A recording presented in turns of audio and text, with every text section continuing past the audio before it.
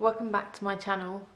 It's almost Christmas, as you can see by the tree behind me. My boyfriend asked me to marry him on Saturday after a really nice day just out in the snow in the Black Forest. We've already had questions within the last 2 days of when we're actually going to get married, and obviously at the moment we don't know. It will probably be a little bit while. My sister's getting married next year and I want to, fully focus on that, and also planning a wedding before transplant I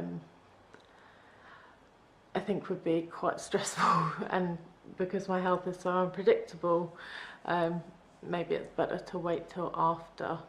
But yeah, I'm really happy that he asked and that we can start thinking about what we want, and we've got lots of time to plan and arrange things and save up a little bit more money.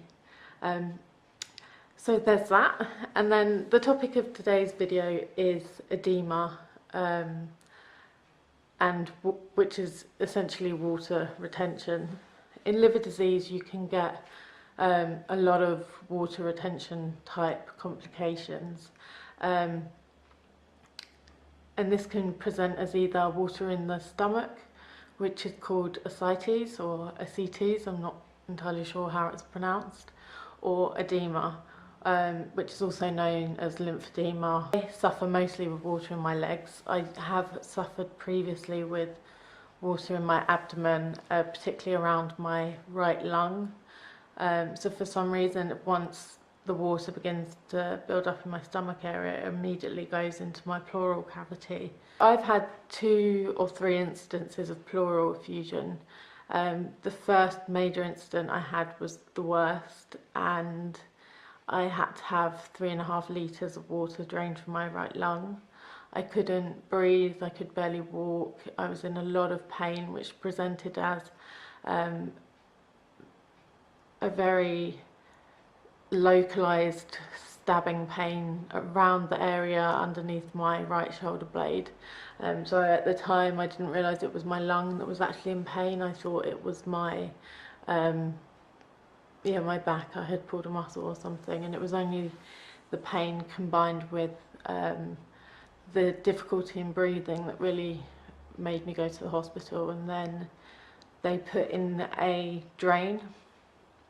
So the drain goes between the lung and the ribs.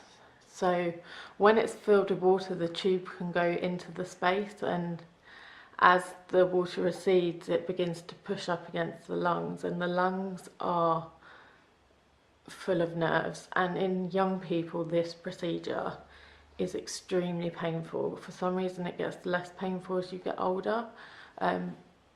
But when I had that water taken off, I had the drain in for 24 hours, and that is the only time during this whole illness, through every complication that I had, that I really wished that I would die, that just for the pain to be over. I couldn't move even my head. This amount of movement that I'm doing now would have been excruciating, and it was just horrible. And although 24 hours seems like a very short amount of time to be in that much pain, believe me, it seemed like a very, very long period of time. The second time they drew the water from me, it was only 1 litre. They can take up to 1 litre off in one go, so they use a big needle and a syringe, and you don't really feel anything except the localised anaesthetic, which for me is often the worst part of any procedure. Currently I'm really suffering. The last few weeks or months I've really been suffering with water in the legs. So I had a very bad year this year. It started with a cycling accident. So at the beginning of the year I had my first personal trainer. I was getting to be the sort of fittest and slimmest I'd been in my adult life. I was really starting to feel good about myself, healthy, happy, and one day I left work and I had a new bike, and I decided to cycle from my building, which is on one side of the city, to the gym, which is on the other side of the city on the main work campus. And in Basel we have a lot of trams as the public transport, and so I went into a tram line and I fell directly onto my right knee, and I was on crutches, I couldn't walk, they had to call an ambulance, had to have my jeans cut off, so, and I wasn't wearing matching underwear, which they tell you do, just in case that happens, and that did happen, and I wasn't. Yeah, so I had this accident, and then a month after that I had the major complication of my liver, which I've spoken about before, and then after all the stress of all that, about a month or so later than that, I went deaf for almost 2 weeks, and then I had to be in hospital for transplant, listing, and that kind of stuff. So since then I've been really retaining water in my legs. My knee is still not quite right, but it's definitely my liver disease that is causing this huge build-up of water in my legs, because my legs are so expanded, my skin is breaking and sore from the added volume under the skin, and it's really painful. So I have a lymphatic drainage again this afternoon, which is the only thing keeping me sane. If I take too high diuretics, I may have a poor impact on my heart, and then I would not be eligible for transplant and I would be terminal. So I really don't want to be messing with my diuretics. I've been told I can go up to 40 milligrams, which is what I've done. I feel absolutely horrific when I take them, which is what I took yesterday. Right now I can barely speak because I'm so thirsty. I'm not allowed to drink more than 1 litre a day, which is incredibly difficult if your whole body's thirsty, but all the water's stuck in my legs. I want to show you my legs now. I may have to adjust the camera a little bit so that you can see. I have a cushion, it looks like this, and this is to help elevate my legs. So it's actually just on another cushion and resting on the arm of the chair so that I can put my legs up. This is what my legs currently look like. Now, they are incredibly swollen. They're about double the size that they would normally be, and these bumps and lumps you can see are fluid.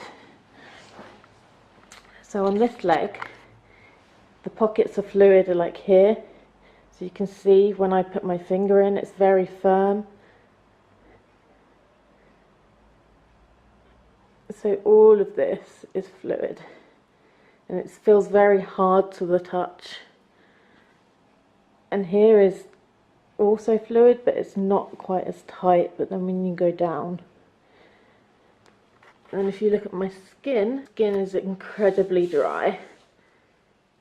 It looks like cracked sort of shiny paper, and it's really painful. Like I said, this is not as bad as it has been in the last few days. This is actually quite good because I took such strong diuretics and I slept with my legs elevated last night. I'm going to go to the lymph drainage practitioner this afternoon. Now I'm going to go have some lunch, and I'll see you in the next clip.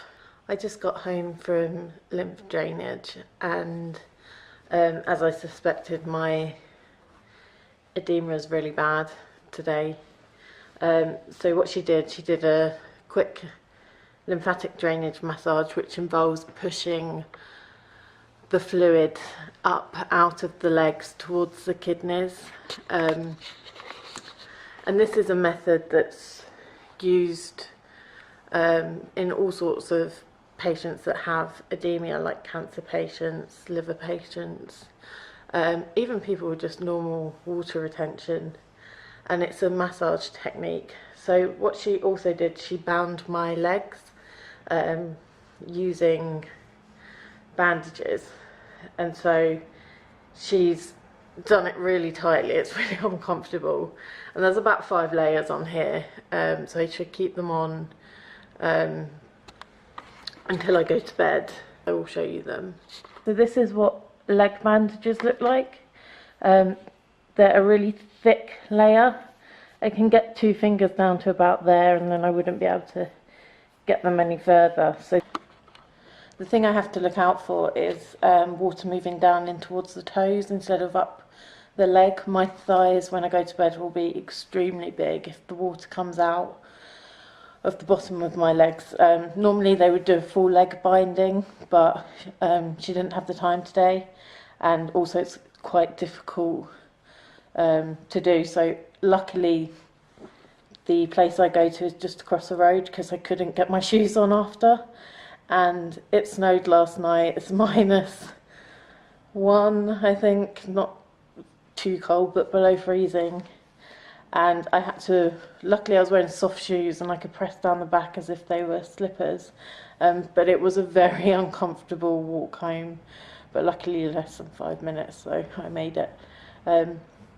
So now I'm just going to relax. I'm feeling really unwell from the high dose diuretics I took last night, and then hopefully I will feel better later.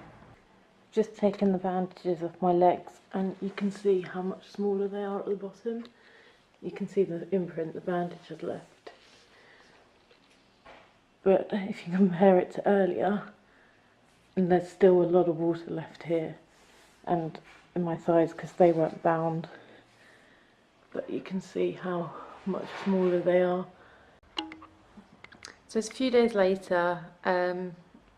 I forgot to film an ending to the vlog, so I am doing it now.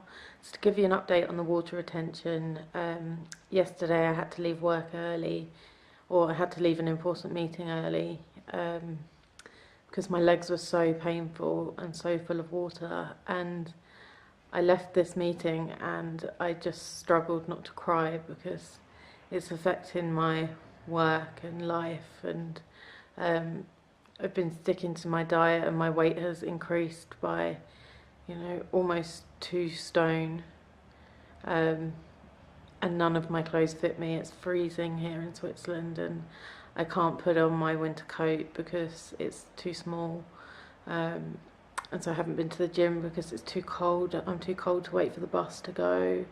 So yeah, it's been really hard. My lymph drainage practitioner did say to me that, you know, restricting fluid is important, but some water is needed in the system to get the lymph flowing again. And so last night I was in so much pain. My diuretics haven't been working, and I had a brainwave that maybe I'd try drinking some coconut water. So I went and got this. It's raw organic coconut water. And it says, did you know that our raw coconut water is packed with naturally occurring electrolyte minerals, including potassium, calcium, and magnesium? Potassium is depleted when you have diuretics, and that's one of the reasons it can have a negative impact on the heart. Potassium also helps move salt. Water retention is often to do with sodium being trapped. And I took my diuretics, a lower dose than I have taken last night, and I drank 2 bottles of coconut water, and I was up all night, and this morning I had dropped 11 pounds or 5 kilograms overnight. So I took a small amount of diuretics this morning, and I've drunk not even much of a bottle, and I'm running backwards and forwards to the loo, which is the first time I've ever been happy about it. My weight has decreased a little bit more this morning.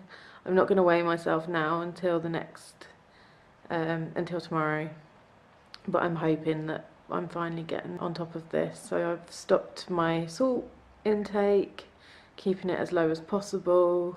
I'm trying to eat really clean because I have other issues going on. I'll do a video about all the problems I'm experiencing at the moment.